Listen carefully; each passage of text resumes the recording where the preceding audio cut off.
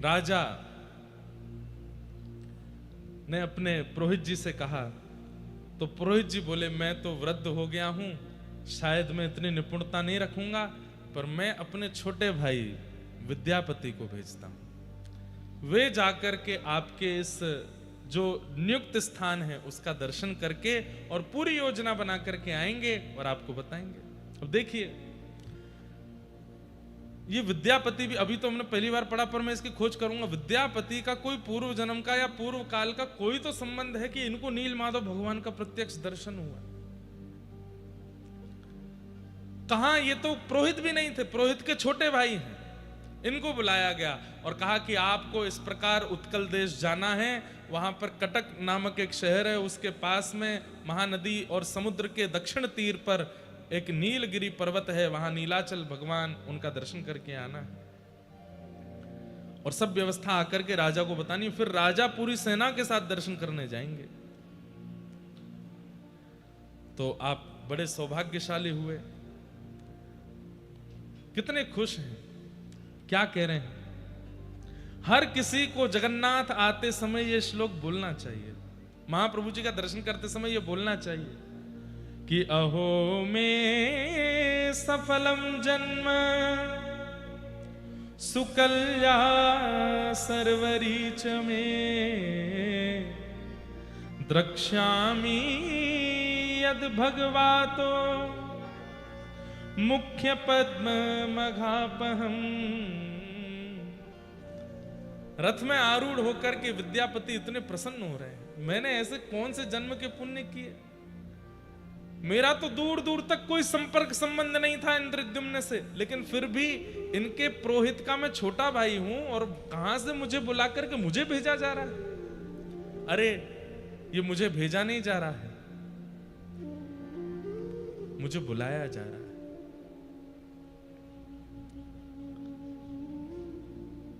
कल जब रात्रि में ये भाव पढ़ रहा था, इंद्रद्युम्न राजा जब विद्यापति को जाते हुए देख रहे हैं तो इंद्रद्युम्न को लग रहा है कि मैं राजा क्यों हूं, मैं विद्यापति क्यों नहीं? शायद मैं जाता। थक मन चल जीव चका नयन देखीब, थक मन चल जी। उड़िया भाषा में इतने बढ़िया बढ़िया गीत हैं और महाप्रभु जगन्नाथ जी कृपा से हम सब गाएंगे। किस लिए? उड़ीसा के लोगों को सिखाने के, आपको तो आता ही है, हमारे वृंदावन के लोगों को रटाने के लिए, हमारे उत्तर भारत के लोगों को महाप्रभु जी का यश, उनका गुण सिखाने के लिए। अरे मेरे थके हुए मन, तू बहुत थक गया ना संसार में, सबने तेरा बहुत शोषण किया है, चल तुझे चकानैन जगन्नाथ का दर्शन करा के लाता हूं। कितना अच्छा भाव है। थका मन चल जीव चकानैन देखीब, थका मन। अगर हो सके तो इसको हिंदी में लिख के हमको दे दें तो हम गा देंगे। कब? बैठे बैठे क्या कर रहे हो, अभी लिखो।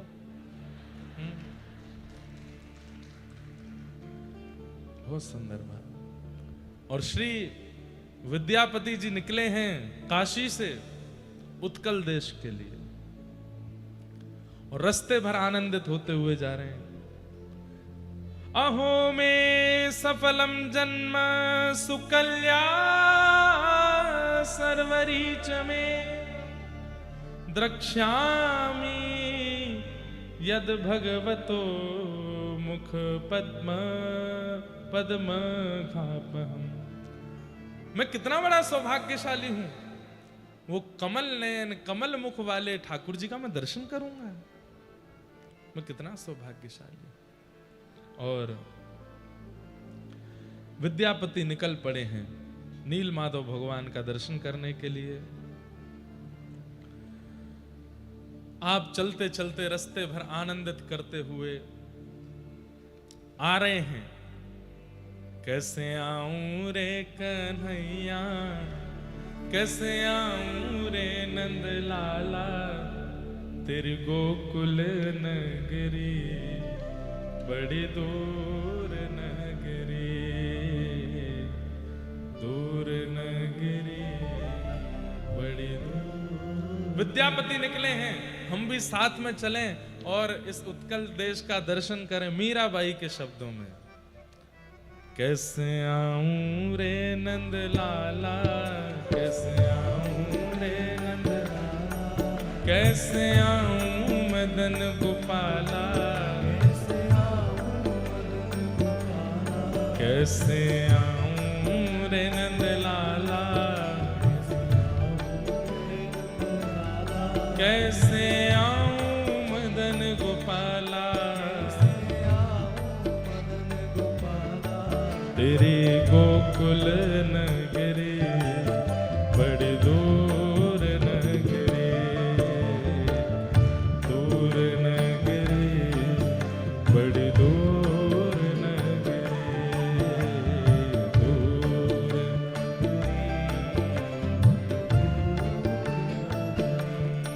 ओ रात को आऊं तो लाला डर मुहे लागे,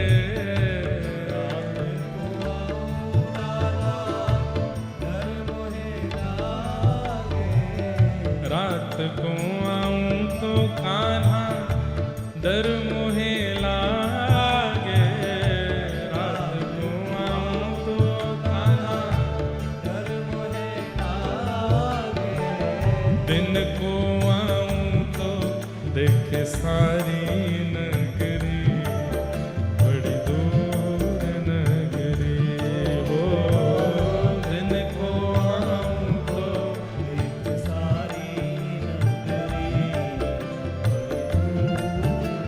गाइए। दूर नगरी, बड़ी दूर नगरी, दूर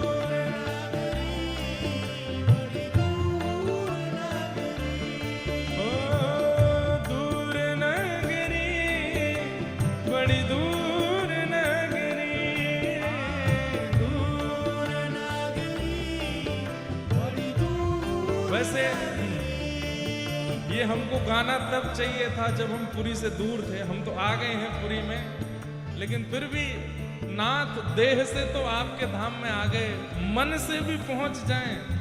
मन में, बुद्धि में, आत्मा में और कोई भाव ना रहे, केवल आपका ही भाव रहे, इसलिए गा रहे हैं। ये मन आप तक पहुंच जाए, आपका हृदय भाव, चरण भाव इस मन के लिए बहुत दूर है। दूर नगरी, बड़ी दूर नगरी, दूर नगरी, बड़ी दूर नगरी। ओ कैसे आऊं रे नंद लाला, कैसे आऊं मदन गोपाला, तेरे गोकुल नगरी, बड़ी दूर नगरी, दूर नगरी, बड़ी दूर नगरी, बड़ी दूर। श्री जगन्नाथ महाप्रभु की।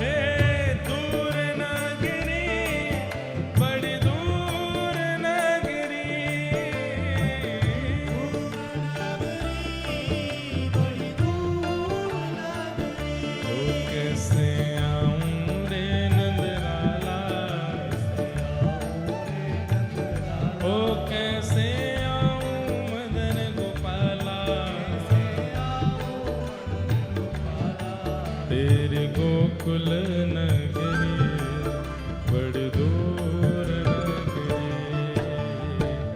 दूर नगरी बड़ी दूर नगरी,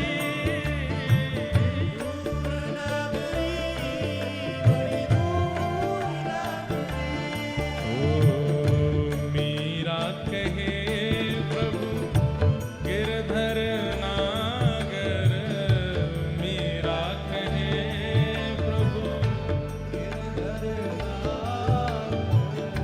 मीरा कहे प्रभु गिरधर नागर, मीरा कहे प्रभु तुमरे दरस बिन, हाँ तुमरे दरस बिन, ओ तुमरे दरस बिन मैं तो हो गई बाबरी बड़ी दूर नगरी, हो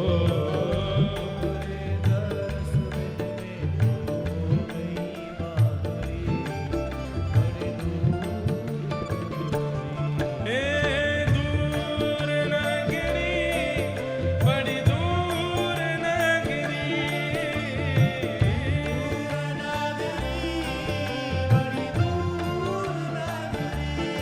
कैसे आऊं रे नंदलाला। अच्छा, बहुत सारे लोग तो यहाँ पहुंच गए, पर बेचारे बहुत अभी भी रो ही रहे हैं आप लोगों को देख के कि ये पहुंच गए, हम नहीं गए। तो वे सब तो हो गए इंद्रद्युम्न, आप सब हो गए विद्यापति। आप लोग तो पहुंच गए, बजा लो ताली। लेकिन महाप्रभु जगन्नाथ मिलेंगे तो इंद्रद्युम्न को ही। तो जो नहीं आए हैं टीवी पर लाइव पर दर्शन कर रहे हैं, वो दुखी नहीं होना है। आप सब इंद्रद्युम्न हो, थोड़ा सा श्रम करना पड़ेगा, लेकिन महाप्रभु जगन्नाथ मिलेंगे जरूर।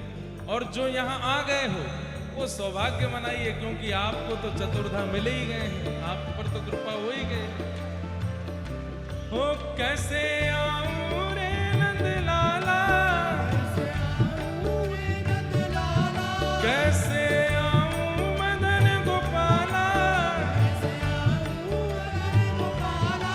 तेरी गोकुल नगरी बड़ी दूर नगरी, दूर नगरी बड़ी दूर नगरी, ओ दूर नगरी बड़ी दूर नगरी,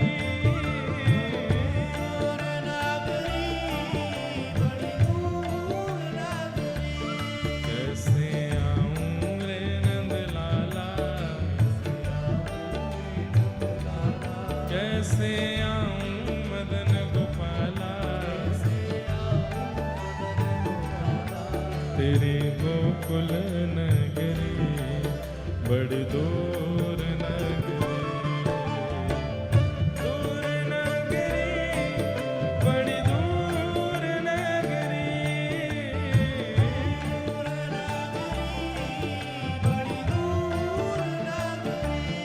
ओ दूर नगरी बड़ी दूर नगरी, बड़ी दूर नगरी, बड़ी दूर,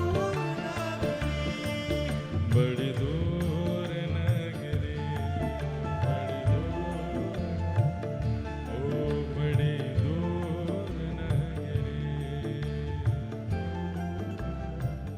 हाँ बड़ी दूर नगरी।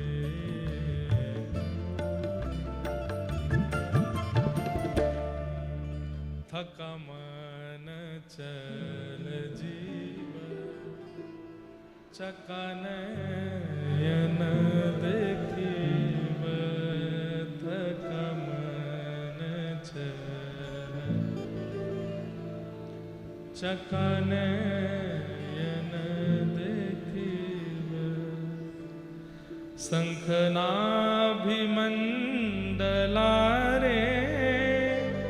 बेनी नेत्र पखलीव, थकानन चल जीव,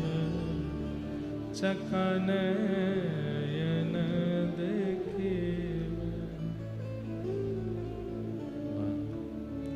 विद्यापति जा रहे हैं। जैसे ही विद्यापति ने उत्कल प्रांत में प्रवेश किया, कई यहां पर वर्णन किए गए, लेकिन इसमें सबसे ज्यादा आश्चर्यजनक बात जो थी, श्री क्षेत्र में प्रवेश करते ही उन्होंने क्या अनुभव किया। शंख चक्र गदा पद्म धारिणो दद्रशे नराय। आप लोगों को आश्चर्य होगा, लेकिन यह बात वास्तविक है। विद्यापति जी क्या देख रहे हैं कि श्री क्षेत्र में प्रवेश करते ही जो भी दिख रहा है, सबके शंख चक्र गदा पद्म, सब चतुर्भुज रूप में है। हमें आपको नहीं पता चल रहा है, पर हम भी अभी इस वक्त चतुर्भुज रूप हैं। इस वक्त हम सब चतुर्भुज हैं। दो भुजा हमारी ये हैं, दो दिख नहीं रही हैं। ठाकुर जी को दिखती हैं वो, या फिर कोई श्रेष्ठ जन हो उनको दिखती हैं। श्री क्षेत्र में हर व्यक्ति चतुर्भुज रूप हो जाता है।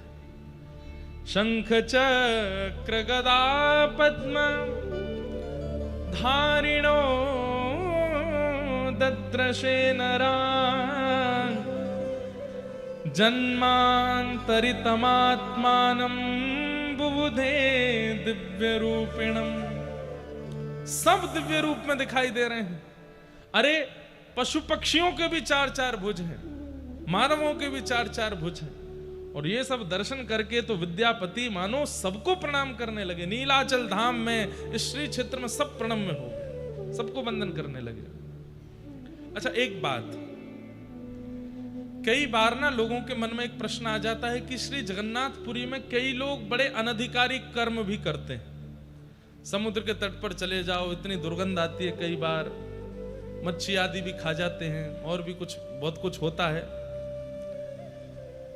कई बार इससे संशय होता है कि इतना सुंदर श्री क्षेत्र, वैसे इसके लिए यहाँ के सब हमारे जगन्नाथपुरी के लोकल लोगों ने कोर्ट में इसके लिए कहा भी है कि भाई ये पुरी क्षेत्र है, ये कितनी बड़ी महिमा स्कंद पुराण में है, यहाँ पूर्ण रूपेण मांस भोज आदि ये सब बंद होना चाहिए, कोई टूरिस्ट प्लेस नहीं है,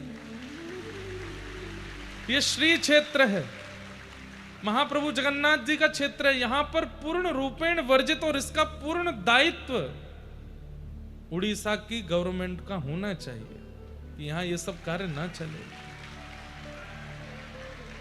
स्कंद पुराण में जितने बड़े श्री क्षेत्र का वर्णन है, कम से कम उतने बड़े श्री क्षेत्र में तो पूर्ण प्रतिबंधित होना चाहिए, बिल्कुल भी नहीं महाप्रभु जगन्नाथ जी के। अब हो क्यों रहा है, महाप्रभु जगन्नाथ जी क्यों नहीं कुछ कहते? भाई देखो, कलयुग में भगवान ने पहले ही कह दिया कि मैं शांत रहूंगा, मैं कुछ नहीं बोलूंगा, मैं कुछ भी नहीं कहूंगा। इसलिए ठाकुर जी नहीं बोलेंगे, ये हमारा दायित्व है, क्योंकि धर्म की रक्षा हमको करनी पड़ेगी। भगवान धर्म स्थापित करते हैं हमारे भरोसे कि तुम रक्षा करना, बाद में मैं स्थापना करके मैं जा रहा हूं।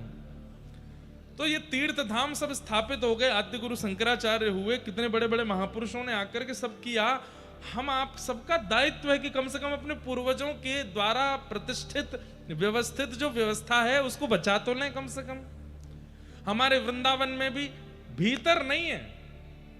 वृंदावन की एक बात कहेंगे आपको कि वृंदावन के भीतर मांस भोजन आदि नहीं, सीमा पर होता है, लेकिन उसके लिए भी हम लड़ते हैं कि क्यों सीमा पर भी नहीं होना चाहिए, दूर करिए वृंदावन से। ठाकुर जी की रास स्थली है वो, ठाकुर जी की जन्म स्थली है, ठाकुर जी की क्रीड़ा स्थली है। सदा वृंदावन वसती लीला परिचरो जगन्नाथ स्वामी नयन पथगामी भवतु में। जगन्नाष्टक में भी कहते हैं कि सदा वृंदावन वसती, वृंदावन में बसते हैं जगन्नाथ जी, वहीं लीला करते हैं।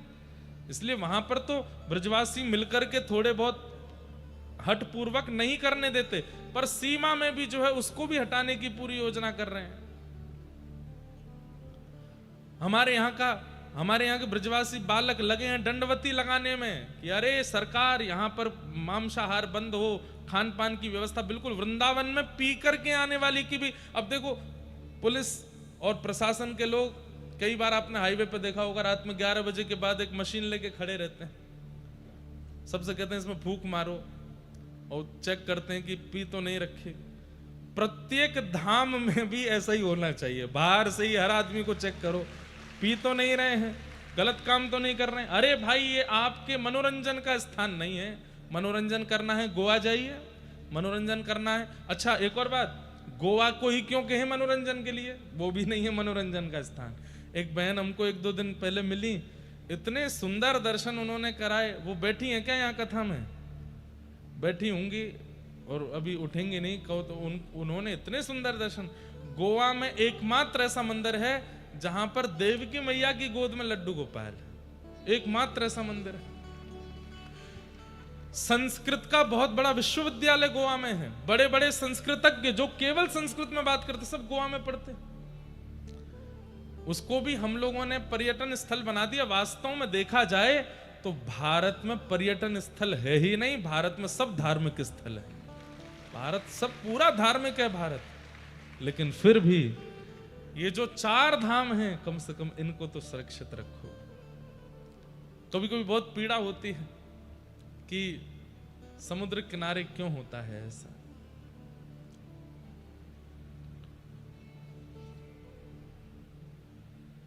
तो सब चतुर्भुज रूप में थे। जैसे ही विद्यापति यहां पहुंचे हैं, शंख चक्र गदा पद्म धारिणो दद्रशे नरान जन्मांतरितमात्मानं बुबुधे दिव्य रूपिणम। सब दिव्य रूप में दिख रहे हैं। आहा, देख करके विद्यापति जी ने सबको प्रणाम किया। तभी इस श्री क्षेत्र में सवर लोगों का निवास था। उन्हीं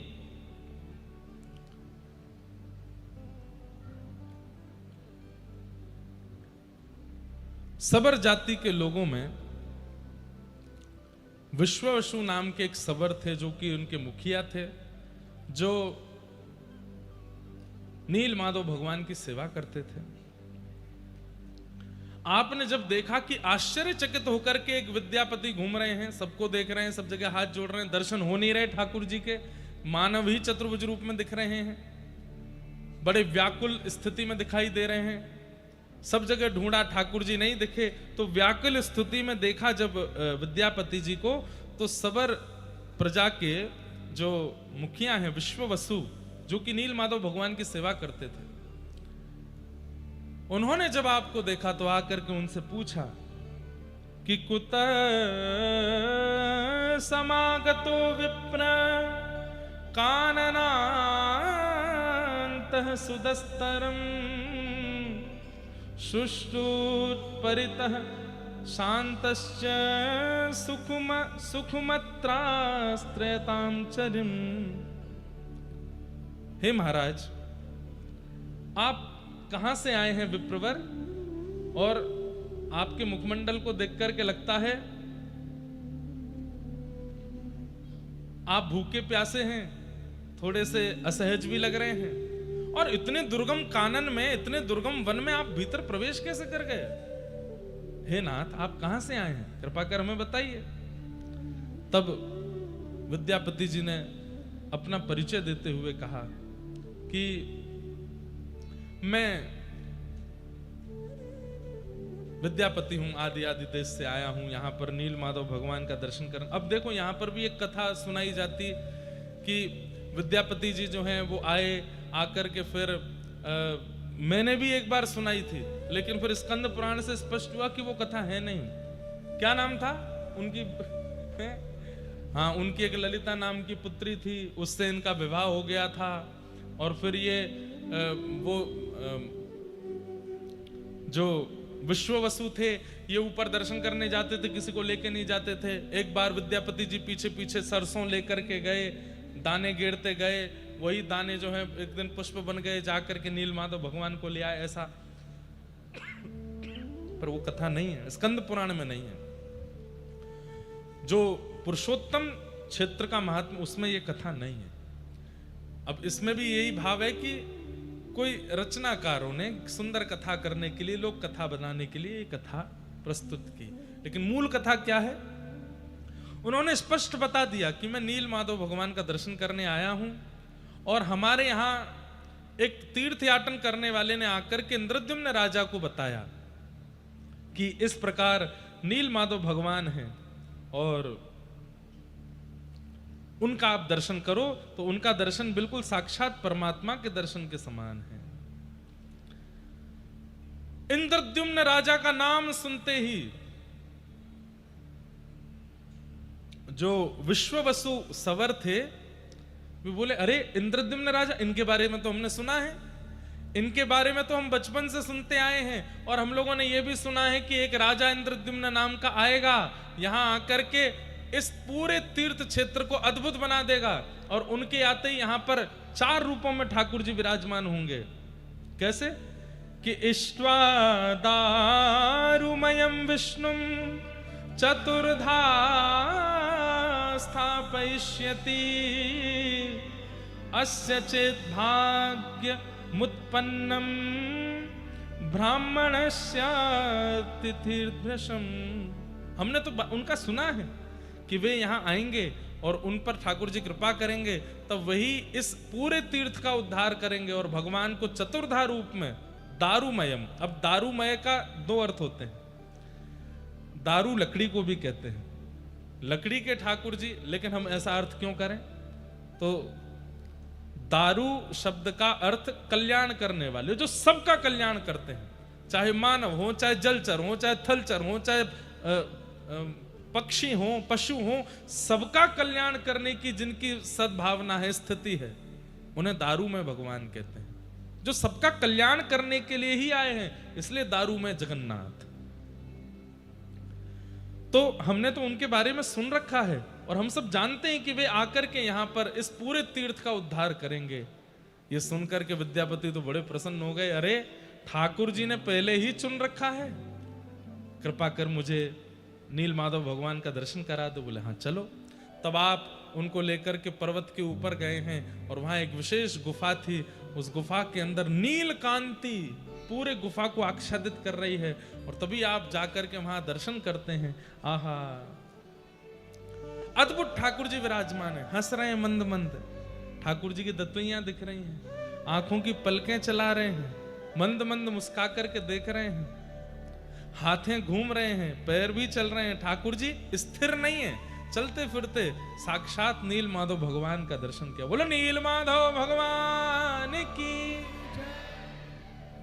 और यहां पर हाथ जोड़िए, विद्यापति ने स्तुति गाई है। नमस्ते कमलाकांत, नमस्ते कमलानन, नमः कमलपत्राक्ष त्राहि मां पुरुषोत्तम। नमस्ते नमः कमलपत्राक्ष त्राहि मां पुरुषोत्तम। हे कमलाकांत लक्ष्मीपति भगवान, मैं आपको प्रणाम करता हूँ, आपको नमस्कार करता हूँ। आपका ये कमल सा मुख देख करके मैं बहुत आनंदित हो रहा हूँ, मैं आपको पुनः प्रणाम करता हूँ। हे कमल दल लोचन, कमल के समान आपके नेत्र हैं, आपको बारंबार प्रणाम करता हूँ। मुझ पर कृपा कीजिए, मेरी रक्षा कीजिए। दर्शन करके महाराज निहाल हो गए और अब तो विद्यापति इतने प्रसन्न हो रहे हैं कि मैं कब पहुंच जाऊं काशी और जाकर के इंद्रद्युम्न राजा को पूर्ण समाचार दे दूं और जाकर के उनको बता दूं कि आप चलिए, चल करके ठाकुर जी का मधुर दर्शन कर लीजिए।